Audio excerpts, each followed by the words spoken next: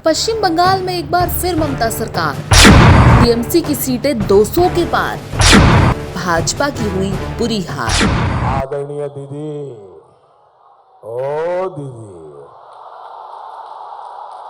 आज 2 मई है पर दीदी वही हैं। पश्चिम बंगाल की राजनीति में जब भी चुनाव का नाम आएगा 2021 का ये विधानसभा चुनाव जरूर याद रखा जाएगा। इस चुनाव में राजनीति के सारे दांवपेच खेले गए। दीदी को प्लास्टर चढ़ा तो वहीं पीएम मोदी पर केस दर्ज हुआ। मोदी सरकार ने बंगाल जीतने के लिए अपना पूरा दमखम लगा दिया, पर दीदी की राजनीति के आगे चाणक्य नीति फेल हो गई। बता दें, सोशल मीडिया पर गृह मंत्री अमित शाह को चाणक्य के नाम से जाना जाता है, पर दीदी ने चुनाव का रुख ऐसा बदला कि बीजेपी धड़ाम हो गई। चलिए आपको चुनाव के रुझानों से अवगत कराते हैं। पश्चिम बंगाल में 292 सीटों पर चुनाव हो रहे थे, जिसमें अभी तक के रुझानों में टीएमसी 213, बीजेपी 78, लेफ्ट 0 और अन्य 1 सीट पर काबिज है। आपको ये भी बता दें कि नंदीग्राम की सीट, जो कि इस चुनाव में सबसे ज्यादा हॉट सीट मानी गई थी, क्योंकि यहाँ पर ममता बनर्जी और शुभेंदु अधिकारी आमने सामने थे। आपको बता दें, शुभेंदु अधिकारी एक समय पर ममता बनर्जी के खास हुआ करते थे। उन्होंने इस चुनाव में बीजेपी का दामन थाम लिया, तो यहाँ से भी ममता बनर्जी को, यानी कि नंदीग्राम से भी ममता बनर्जी को ही जीत हासिल हुई है। शुरुआती रुझानों में शुभेंदु अधिकारी 7000 वोट से आगे थे, पर अभी कुछ देर पहले ममता बनर्जी 2200 वोटों से आगे हुई और जीत का सेहरा अपने सर सजा लिया।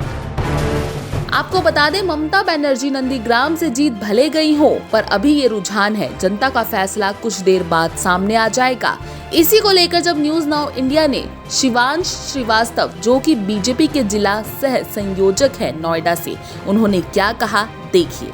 न्यूज नाउ इंडिया का पुनः धन्यवाद। बंगाल के चुनाव पे मुझे यही कहना है, अभी फिलहाल अभी मतगणना चल रही है, जैसा कि हम सब देख सकते हैं, और जो डिफरेंस अभी पता चला है मुझे ग्राउंड से, ये है कि 1 से 1000 वोट के बीच में है, जहाँ पे टीएमसी लीड कर रही है। डेफिनेटली अगर इस समय की बात करें तो टीएमसी लीड कर रही है, मगर जिस जगह पे हमारी 3 सीटें थी पिछली बार, वहां हम बढ़ के 80-90 के करीब आ गए। तो डेफिनेटली मैं इसे एक अचीवमेंट मानूंगा। ठीक है, हो सकता है हम सरकार ना बना पाए वहाँ पे, तो जनता को हमारा हमेशा सर्वोच्च स्थान रहा है। जनता जनार्दन ही सर्वप्रिय रही है। वो अगर माननीय मोदी जी को बिठाते हैं तो माननीय मोदी जी की, अगर वो ममता दीदी को चुनते हैं तो ये जनता का फैसला है, जो हमें स्वीकार्य है। मगर जिस तरह हम देख सकते हैं, पहले भी हुआ है कि ममता दीदी के गुंडों ने वहाँ तोड़फोड़ की, आज भी वही हो रहा है। वहाँ पे जहाँ पे सीटों पे वो अपनी सीट पे जीत दर्ज करा रहे हैं, वहाँ पे फिर से उपद्रव होने की कुछ सूचना प्राप्त हुई, जो चिंता का विषय है। मगर अभी क्योंकि जैसे कि पता चला है कि वहाँ पे वोटिंग में जो काउंटिंग है वो धीमे हो रही है, सैनिटाइजेशन प्रोसेसेस भी हो रहे हैं, तो हमें उम्मीद है कि अभी बहुत जल्दी होगा, कुछ भी कहना। मगर अगर इसी वक्त की मैं बात करूँ तो डेफिनेटली टीएमसी वहाँ लीड कर रही है, बट वो मार्जिन बहुत छोटा है, और 3 से लेके 80-90 तक पहुंचने वाली पार्टी है भारतीय जनता पार्टी।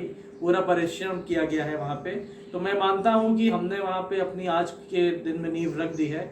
घर वहाँ पे ज़रूर बनेगा हमारा, और मैं यही कहना चाहूँगा कि अभी ये वेट एंड वॉच का समय है। शायद कल सुबह तक या आज शाम तक परिस्थितियाँ और क्लियर हो, और ज़्यादा स्थिति क्लियर होगी तो हम बिल्कुल उससे बोल सकते हैं कि सरकार किसकी आ रही है या कौन घर जा रहा है। उसके बाद गौरव सिंगल, जो कि जिला उपाध्यक्ष हैं समाजवादी पार्टी के नोएडा से, उनकी प्रतिक्रिया भी इस चुनाव को लेकर और आने वाले आगामी उत्तर प्रदेश के चुनाव को लेकर सामने आई। उन्होंने क्या कहा, एक बार वो भी सुन लेते हैं। बंगाल की जनता ने आज दिखा दिया है कि उनको बंगाल की अस्मिता का सवाल महत्वपूर्ण है, और ममता बनर्जी ने आज ये सिद्ध कर दिया है कि कुछ भी हो, बंगाल में उनका राज था, है और रहेगा। अब भारतीय जनता पार्टी के नेताओं को समझ जाना चाहिए कि खाली बातों से काम नहीं चलेगा, उन्हें जनता के हितों के लिए आगे आना होगा। सिर्फ मोदी जी के नाम के सहारे आप हर चुनाव नहीं जीत सकते, आपको जनता के लिए जमीन पे कार्य करने होंगे। केवल मोदी जी के नाम के सहारे ही आप हर चुनाव नहीं जीत सकते। जो पश्चिम बंगाल में हुआ है, जो केरला में हुआ है, वही अब उत्तर प्रदेश में भी होगा। उत्तर प्रदेश का चुनाव भी आज आप लिख के रख लीजिए, समाजवादी पार्टी पूर्ण बहुमत के साथ सरकार बनाएगी। यहाँ भी भारतीय जनता पार्टी के लोगों को मोदी के नाम का फायदा अब नहीं मिल पाएगा। जनता जाग चुकी है, जनता समझ रही है। इस कोरोना महामारी ने लोगों को एहसास दिला दिया है कि जो समाजवादी पार्टी के लोग ही केवल जनता के काम आ सकते हैं। भारतीय जनता पार्टी का कोई भी जनप्रतिनिधि इस आपदा के समय में पब्लिक के बीच में नहीं है। फोन उठाएं, फोन करते नहीं है, फोन उठाते नहीं है। इसलिए अब ये भारतीय जनता पार्टी के लोगों को, नेताओं को समझ लेना चाहिए कि अब उनका समय पूरा हो गया है। केवल नरेंद्र मोदी जी के नाम पर वो चुनाव नहीं जीत सकते। खैर, बीजेपी ने तो पिछले चुनाव के अकॉर्डिंग अच्छा प्रदर्शन किया। कहा 3 सीटें बीजेपी पिछले चुनाव में जीती थी और इस विधानसभा चुनाव में 80 सीटों का आंकड़ा बीजेपी ने छुआ है। पर रुझानों के हिसाब से टीएमसी के फूल ने भाजपा के कमल को बुरी तरह से मुरझा दिया है। ममता बनर्जी की जीत लगभग इस चुनाव में तय दिखाई दे रही है।